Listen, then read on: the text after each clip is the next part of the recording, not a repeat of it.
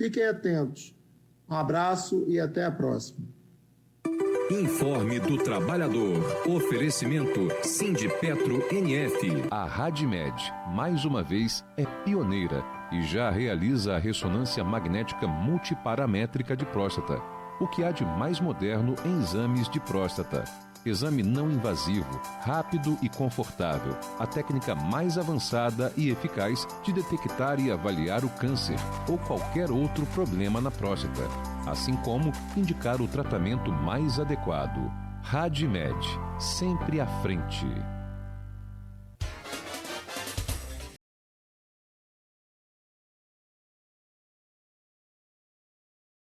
Muito bem, já estamos de volta aqui na Folha FM 98,3, emissora do Grupo Folha da Manhã de Comunicação, nesta sexta-feira, hoje com a nossa bancada completa, junto com Aloysio Abreu Barbosa e Edmundo Siqueira. Estamos conversando com o nosso querido professor Roberto Dutra, professor da UENF, e o nosso convidado de hoje também é o Roberto Mangabeira Unger, professor em Harvard, ex-ministro nos governos Lula e Lula 1, né, Lula 2 e Dilma também. Né? Então, a gente conversa aqui, a gente segue essa conversa com o nosso convidado, e eu peço a você, meu caro Roberto, para fazer aí as honras da casa e abrir esse bloco agora, por favor.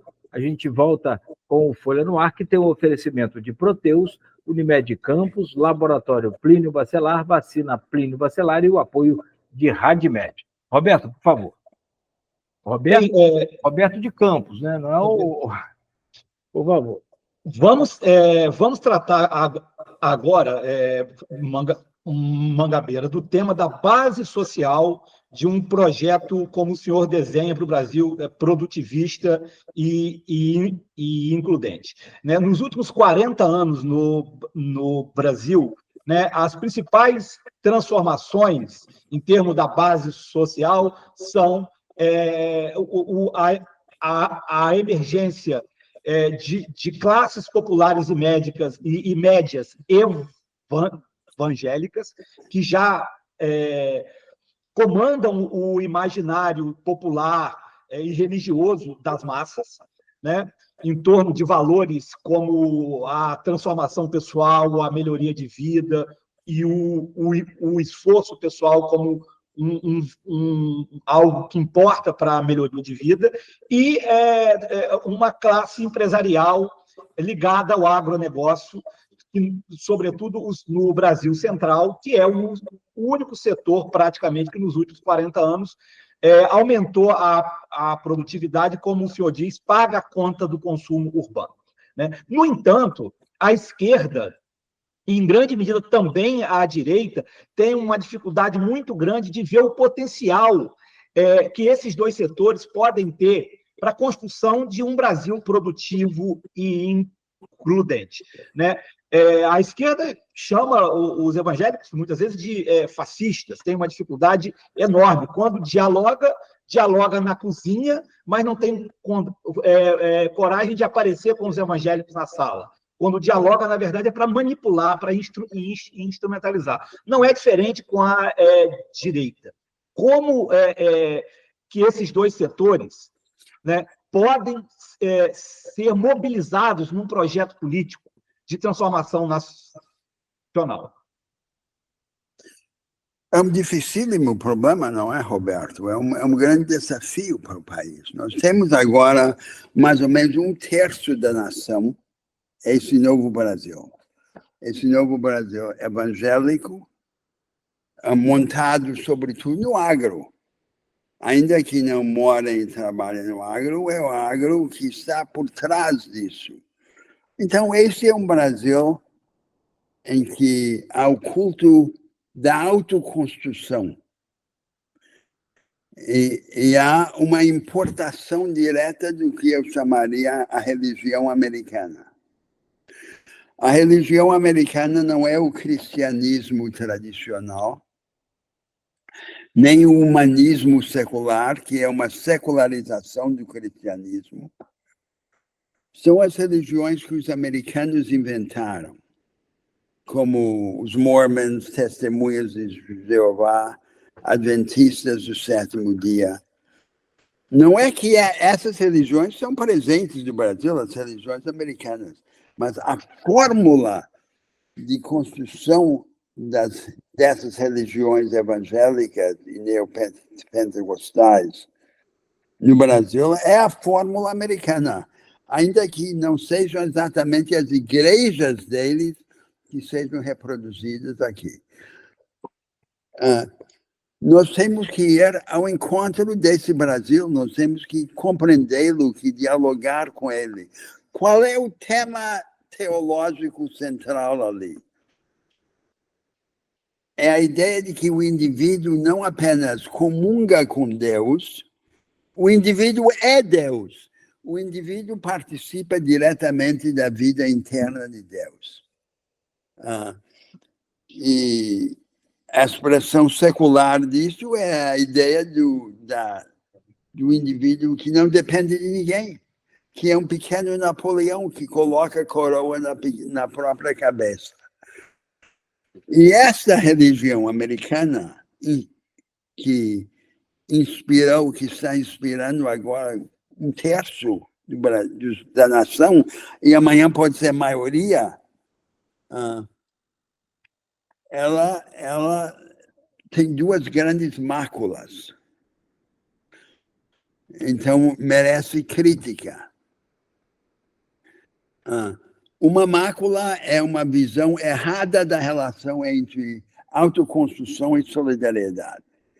A ideia ali é que o indivíduo se fortalece, enriquece, prospera e depois de forte se torna generoso. Não é assim. Não é essa a mensagem cristã.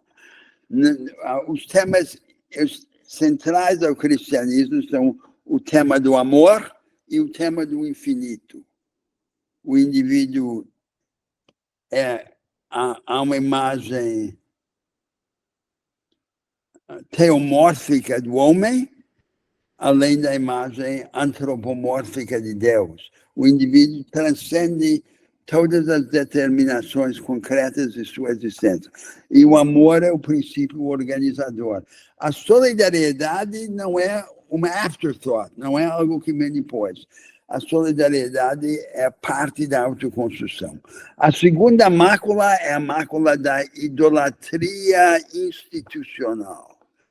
A tendência nos Estados Unidos, na religião americana, de sacramentar a Constituição americana e a forma institucional dada da economia de mercado.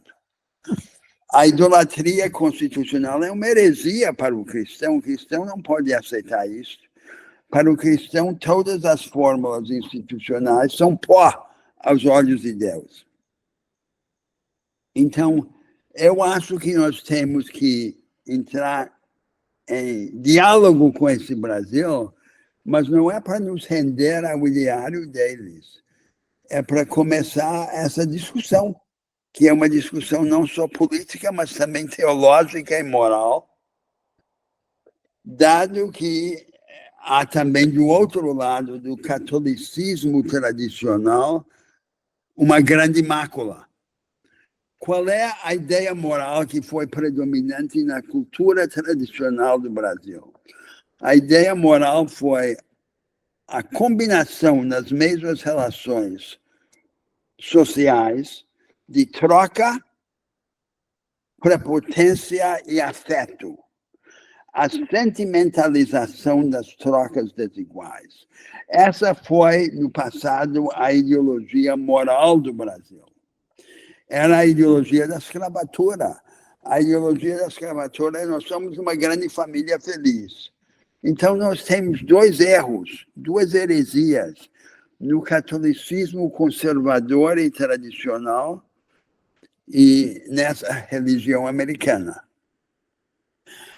Não podemos querer impor uma dessas visões ao país, né? Usar o poder para impor pelos tribunais uma dessas éticas à outra. Ambas as éticas são viciosas. Nós temos que aprofundar o debate. Mas, e nesse ambiente de diálogo, de aprofundamento, de debate, de busca da salvação, aí sim, nesse ambiente, construir uma alternativa política concreta. Tudo no Brasil é mito, é falso.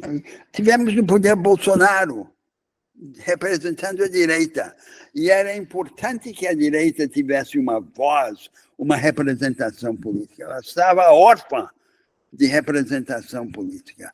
Pelo menos agora ela não está. Agora, o que ele fez no poder?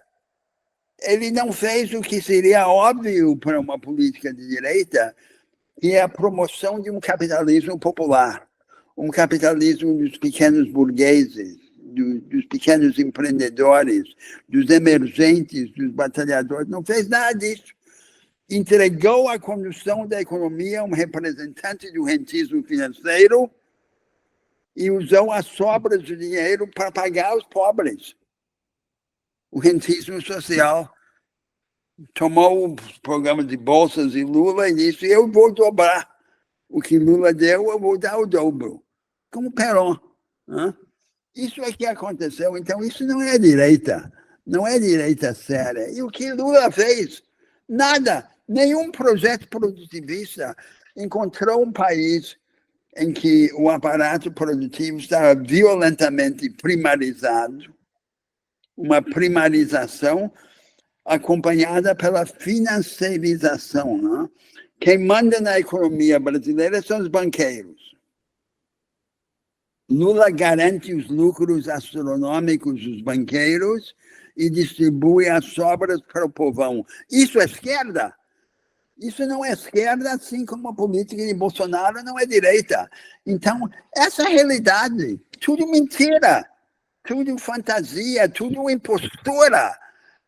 Então, nós temos que entrar nisso, sem levar a sério esses rótulos de esquerda e direita, e procurando aliados em todos os campos.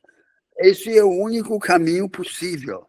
E a base social dessa alternativa produtivista e capacitadora que eu advoguei tem que ser essa multidão empreendedora no Brasil, desses pequenos empreendedores que estão buscando salvamento mundano e salvação espiritual.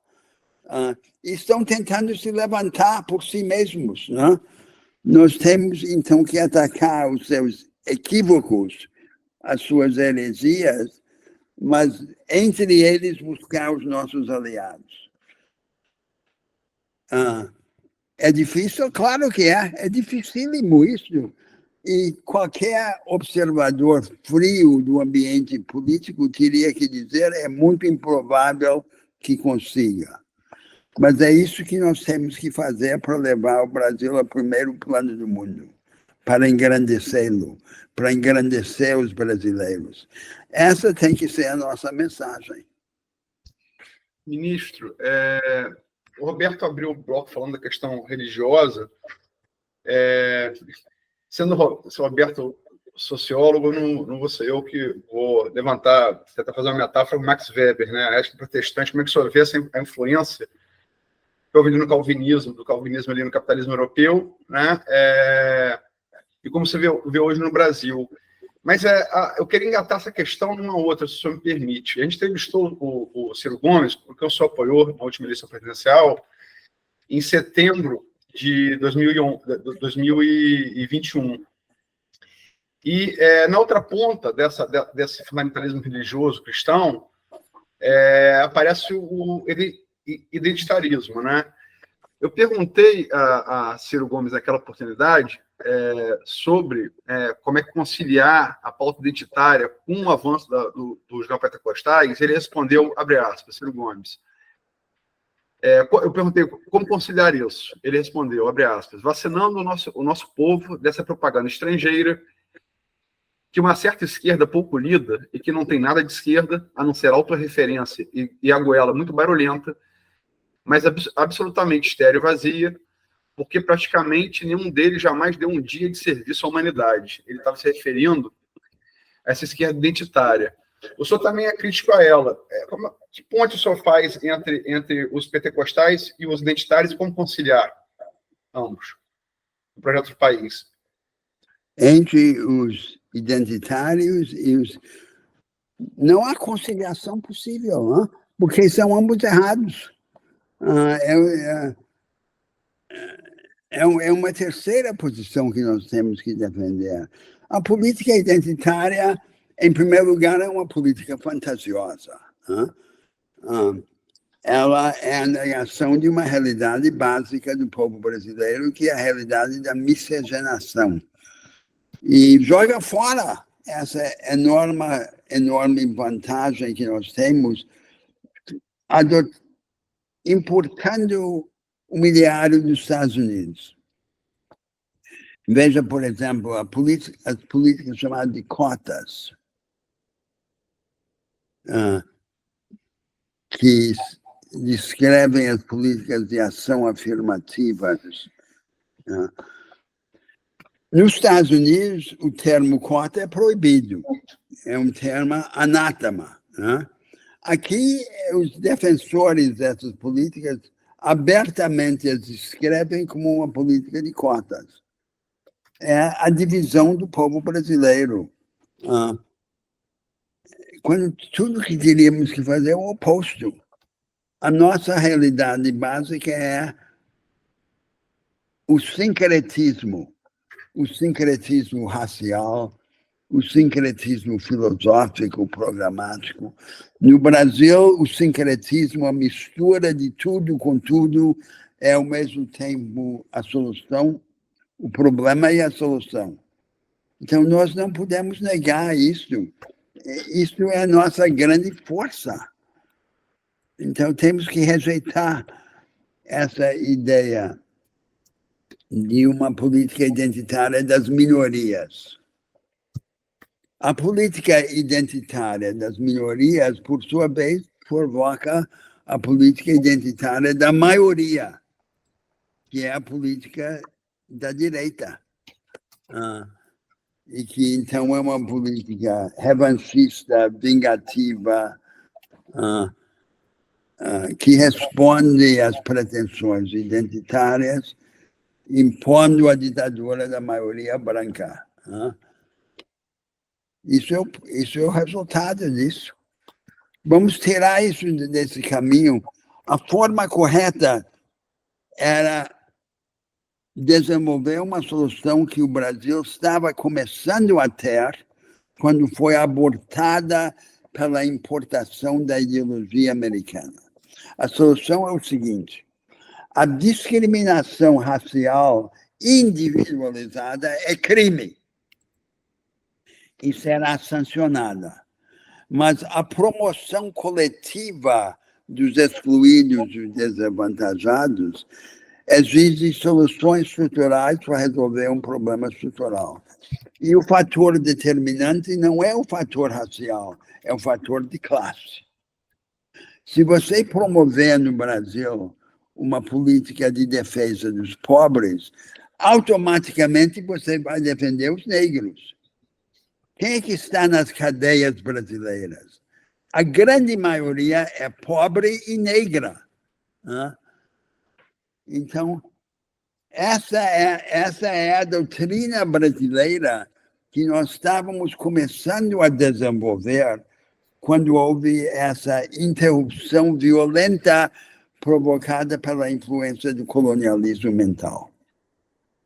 Gabeira, a ciência política tem chamado esses países, essas democracias, como a do Brasil, de diversificadas, né? Democracias diversificadas, sociedades diversificadas, onde grupos coexistem, né? Coabitam mesma nação, mesmo país, mas com pouquíssima lealdade a um projeto nacional, pouquíssima lealdade a um tipo de visão nacionalista. Embora o nacionalismo, um termo que eu digo, não o termo dos nacionalismos de hoje e de antes, mas de uma visão de um projeto nacional. E essas democracias diversificadas, como o Brasil, pode falar da miscigenação, que também temos desgastado, essas democracias precisam de um papel do Estado talvez diferente de uma democracia mais longeva e menos diversificada.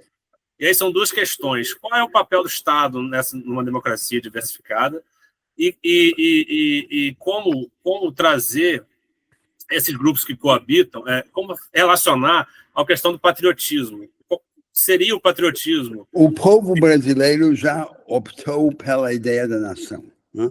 Veja, o Brasil não começou como uma nação, começou como um acampamento de aproveitadores, né?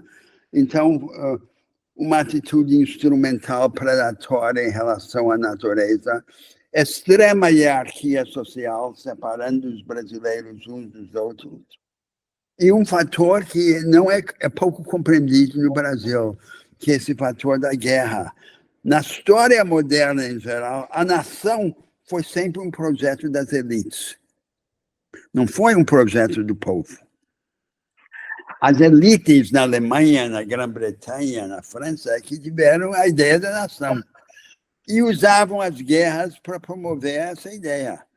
E elas mesmas, as elites, lutavam nas guerras. Nós não temos guerras. Por que o Brasil, então, virou, como estou convencido, que virou uma nação? Virou porque o povo brasileiro quis. O Brasil virou uma nação por opção do povo brasileiro. Isso é um fato misterioso que não tem uma explicação adequada. Você dizer que porque a coroa portuguesa manteve a integridade do Brasil, ao contrário dos espanhóis que dividiram em vice-reinados. Ou a cultura popular da televisão, as novelas, criaram uma consciência coletiva comum. Tudo secundário. O fato é que o povo brasileiro quis que o Brasil fosse nação. No Brasil, o nacionalismo é um projeto do povo, não é um projeto das elites. E qualquer líder poderoso no Brasil, inspirador, tem que aproveitar essa energia subjacente da ideia nacional. Lula, por exemplo, não faz isso. Lula é um presidente aproveitador que coopta todo mundo. Ele quer pagar. Você vai ter picanha e cerveja, você vai ter Bolsa Família. A ideia não é o sacrifício pelo comum. Mas o povo tem essa ideia. Então, eu acho que o Brasil tem que viver agora um período de afirmação nacional.